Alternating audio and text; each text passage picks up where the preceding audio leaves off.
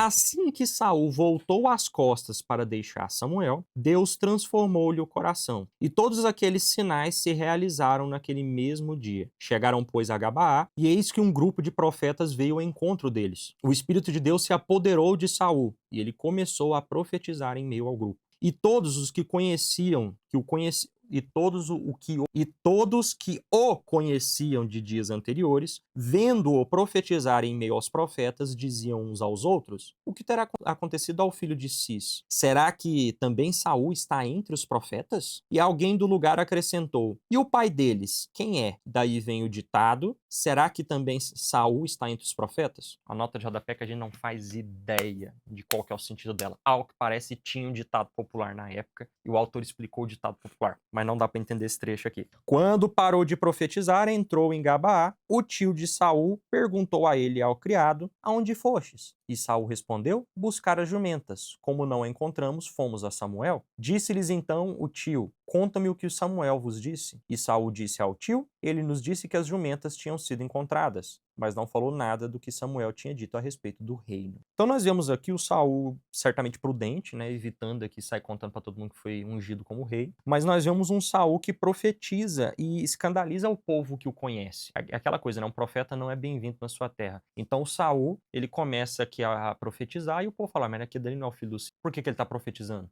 Como se ele fosse alguém de fora. Mas a gente já vê o rei Saul manifestar aqui os 3 aspectos que Deus prometeu para todo o povo de Israel, que a gente já viu sendo executado em Moisés, em Josué, em Samuel, e agora a gente já vê isso de maneira mais clara ainda em Saul, que é o triplo munus. Eu vos farei um povo de reis, profetas e sacerdotes. Vamos lembrar? O rei governa sobre o povo, o profeta fala de Deus para o povo e o sacerdote fala do povo para Deus. O sacerdote oferece o sacrifício do povo para Deus, o profeta oferece a mensagem de Deus para o povo e o rei governa sobre o povo. A gente tinha visto esse triplo munus quando Deus promete que todo o povo de Israel será um povo de reis, profetas e sacerdotes. O que vai ser isso? Um povo que se governa, um povo que detém a lei, um povo que se julga, um povo que tem autodeterminação, um povo que consegue falar diretamente com Deus e ouvir Deus diretamente. É isso que Deus espera. Um povo que anuncia as boas novas de Deus. A gente viu isso acontecer com Moisés, Josué e Samuel, que são homens que lideram o povo, entretanto como Sefatim e não como Malak, né, como juízes e não como reis. E aqui eu posso falar juízes e acrescentar Moisés com muita tranquilidade, afinal Moisés julgava o caso dos homens,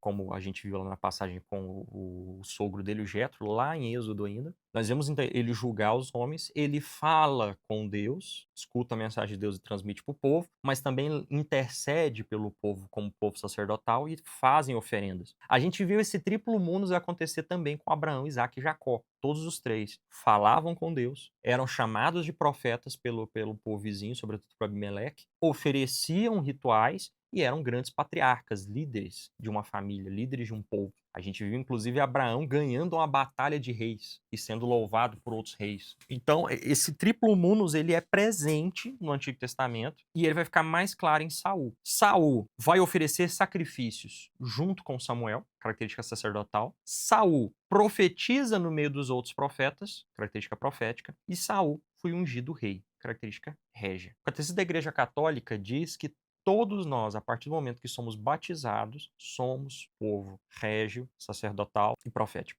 É claro, o sacramento da ordem, ele eleva isso para o sacerdote. Mas todos os cristãos batizados são sacerdotes, são reis e são profetas. Todos os cristãos foram chamados a serem líderes, a julgarem conforme a lei, a se autodeterminarem, a transformarem a sociedade como reis. Todo cristão batizado é chamado a interceder pelo povo, a rezar para Deus, a oferecer sacrifícios diante do Senhor, tal como um sacerdote. E todo o povo de Deus foi chamado a profetizar em nome de Deus, em anunciar a boa nova e anunciar o evangelho a toda criatura, a pregar o evangelho, a ensinar a doutrina. Todo leigo possui esse triplo munus aqui. Então você tem o seu sacerdócio, você pode oferecer as cruzes do seu dia como sacrifícios ao Senhor. A sua participação na missa não tem que ser uma participação de telespectador, de quem assiste uma missa, mas de quem coloca ali, junto da oferenda que o sacerdote está oferecendo no altar, a sua própria oferenda, o seu próprio oferecimento. E somos um povo profético, nós devemos anunciar o evangelho, nós devemos anunciar às pessoas a boa nova do Senhor. Então, a Saul aqui ele mostra isso, mas é muito interessante a gente ver que o Saul profeta não é visto pelos seus parentes. Eles começam a se perguntar, por que ele está profetizando? Ele não é o filho do Cis? Não estava aqui ontem, menino correndo, subindo no telhado, jogando bola? O profeta não é bem-vindo na sua terra. A gente viu a mesma coisa acontecer com Jesus. Jesus falava de maneira altamente profética, porque ele falava da parte de Deus, mas os seus não reconheciam e diziam, mas esse aí não é Jesus, o filho de José, o carpinteiro? Mas esse aí não é o carpinteiro, o filho de Maria? Os seus parentes não estão no meio de nós? E por causa disso, Jesus não fez nenhum milagre no meio deles? Então, existe muito essa coisa do profeta não ser valorizado na terra dele, porque o povo o conheceu como criança, e uma vez que o viu criança, não o leva a sério. E aqui, Saul não é levado a sério. Isso é interessante. E aí o tio dele pergunta o que aconteceu, ele fala, não, a gente foi buscar as jumentas e tudo, mas aí eu encontrei o profeta Samuel, e o profeta Samuel disse que as jumentas já tinham sido achadas, eu voltei. E ele não toca no assunto da unção e de tudo que Samuel falou para ele fazer para o tio. Samuel convocou o povo diante do Senhor em Masfa e disse aos israelitas, assim me falou o Senhor, Deus de Israel, eu fiz sair Israel do Egito e vos livrei da mão dos egípcios e da mão de todos os reinos que vos oprimiam. Mas vós hoje rejeitastes o vosso Deus, que vos salvou de todos os vossos males e tribulações. E dissestes a ele, não, estabelece um rei sobre nós. Agora, pois, apresentai-vos diante do Senhor por tribos e por milhares. Samuel fez apresentarem-se todas as tribos de Israel, e a sorte caiu sobre a tribo de Benjamim. Mandou apresentar-se a tribo de Benjamim por clãs, e a sorte caiu sobre o clã de Metre. Então a sorte caiu sobre Saul, filho de Cis, mas quando o procuraram, não o encontraram. Consultaram, pois, o Senhor para ver se o homem viria. O Senhor respondeu, está escondido no meio das bagagens. Então, peraí, antes desse rolê da bagagem, que é engraçado, a gente vê o seguinte. Eu comentei um tempo atrás, e eu já até me voltei nisso, mas eu preciso falar da questão da superstição. Muitos dos processos de adivinhação nada mais são do que um sorteio.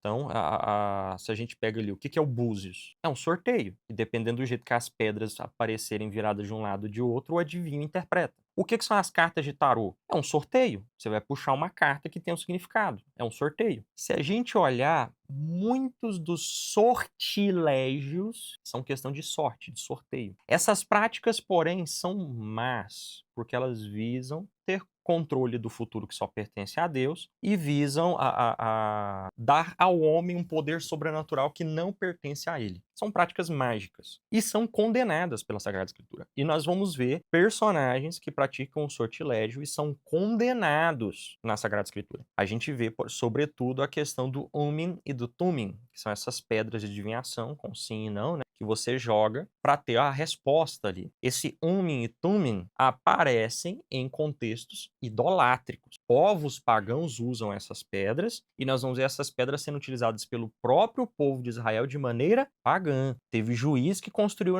em casa um santuário particular. A gente viu o juiz que construiu aquele caso daquele levita, quando não havia um rei em Israel, no final do livro de Juízes. Olha aqui. Parará.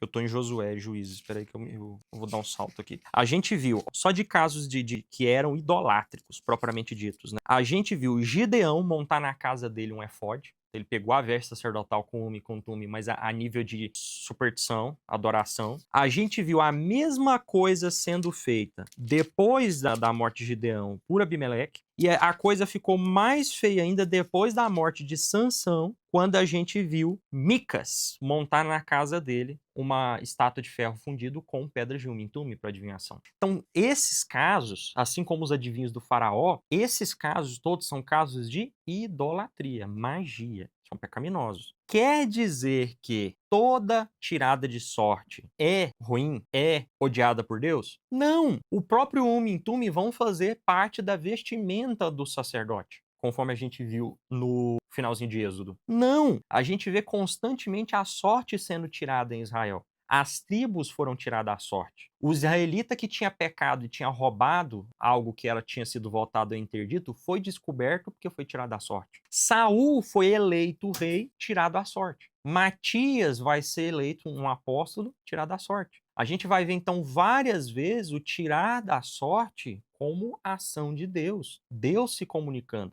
Então não vamos criar essa dicotomia. Por quê? Porque quando eu falei do tirar a sorte como sortilégio, porque estava me referindo de episódios como esses que eu citei, algumas pessoas vieram e falaram: "Mas como você explica Atos dos Apóstolos?", capítulo 4, se eu não me engano, que é quando tem a eleição de Matias. Eu falei: "Não, não, uma coisa é uma coisa, outra coisa é outra coisa". E aqui a gente vê mais uma vez um caso de sorte, de sorteio, que é conduzido por Deus. Então aqui, de fato, houve um sorteio, e o sorteio foi tão conduzido por Deus, repara, que não foi obra do acaso, saiu justamente a pessoa que tinha já sido ungida e preparada antes. Sorteou entre as tribos e caiu Benjamim. Sorteou entre os clãs de Benjamim e caiu o clã a qual pertencia Saul, que é o clã de Metre. Sorteou-se entre o clã de Metre e a sorte caiu sobre Saul. Mas Saul já tinha sido ungido e escondido por Samuel. Aqui é só a constatação na frente do povo todo. Ou seja, Deus primeiro unge Saul, prepara Saul, envia seu espírito sobre Saul, faz de Saul um outro homem, como a própria escritura fala. Assim que Saul voltou-se às costas para deixar Samuel, Deus transformou-lhe o coração, e todos aqueles sinais se realizaram naquele mesmo dia. Então, depois que Deus trabalha o Saul, ele está pronto para ser rei. Agora ele vai ser sorteado rei na frente de Israel. E quando ele é sorteado, cadê o homem? Está escondido no meio das bagagens. Olha só. Então vamos continuar vendo essa história agora. Correram a buscá-lo, e ele se pôs de pé em meio ao povo. Dos ombros para cima sobressaía a todos. Mais uma vez a gente vê a história de que Saul era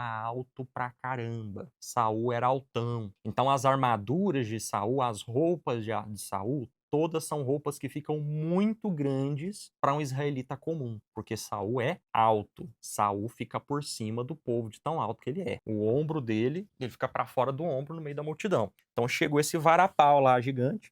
Samuel disse a todo o povo: "Vede a quem o Senhor escolheu. Não há outro igual a ele no meio de todo o povo." Então o povo, estava louco para ter um rei, né? Começou a aclamá-lo, gritando: "Viva o rei!" Samuel proclamou ao povo o direito do reino e o escreveu num livro que depôs diante de Deus. Depois despediu o povo todo, cada um para a sua casa. Ali o Samuel meio que fez um papel de responsável por uma constituição. Ele colocou o que cabe ao rei dentro dos direitos do rei que a gente viu antes. Porque o rei pode exigir um monte de coisa para si, né? Então ele escreveu tudo e colocou diante de Deus. E depois todo mundo voltou para casa. Agora eles vão ser governados por um rei. Saul retornou à sua casa em Gabaá, e com ele foram os homens valentes cujo coração Deus havia tocado. Então aqui a gente percebe Saul morando em Gabaá, que é a cidade dos Gabaonitas, que a gente viu dar problema lá no livro de Josué e depois lá no livro de Juízes. Lá de Josué eles se renderam e lá no livro de Juízes eles foram traíras. Lembra que eu falei para vocês que o autor de Juízes ele era meio crítico ao rei Saul, né? Saul é Gabaonita, né? Ele é da cidade de Gabaá. Ele volta para a cidade de Gabaá e com ele homens valentes cujo coração Deus havia tocado. Então a gente já vai ver aqui Saul sendo rodeado de bravos cavaleiros tocados por Deus, homens virtuosos tocados por Deus. Os filhos de Belial, porém, diziam: "Este será capaz de salvar-nos?" Aqui, do nada, a Bíblia mete mais um palavrão, é a terceira vez que a gente vê o filho de Belial, né? Então, tá indo embora o rei Saul e vários homens tocados por Deus, homens de valor. Mas tem uns filhos da puta que aparecem aqui e eles falam: "Mas é esse cara que vai salvar a gente dos filisteus?" Então começa a galera já a fazer mimimi por causa de política. Pediram tanto um rei, na hora que Deus escolheu o rei, falou: "Mas é esse?" Desprezaram-no e nem lhe mandaram presentes. Mas Saul se fez de surdo. Então, assim, pô, se você tem na cidade um cara que foi eleito rei, diz a boa educação, diz a boa política que você mande presentes, ofertas para esse rei. Não mandaram, não esperaram nada e ficaram falando mal dele. Mas Saul se fez de surdo, ele fez de conta que não era com ele, ele não temia. Até porque esses Gabaonitas, esses filhos de Belial, também tinham falado dele quando ele estava profetizando. O que terá acontecido ao filho de Cis? Será que também Saul está entre os profetas? E o pai deles, quem é? Então a gente já vê desde o começo o próprio povo de Saul não respeitando a Saul. Mas o rei Saul vai governar, vai vencer a sua primeira batalha contra os amonitas e vai subir ao trono. Subindo ao trono, Samuel não precisa fazer mais nada. Acabou o período dos juízes. Samuel vai se aposentar e Saul vai começar a reinar sobre Israel.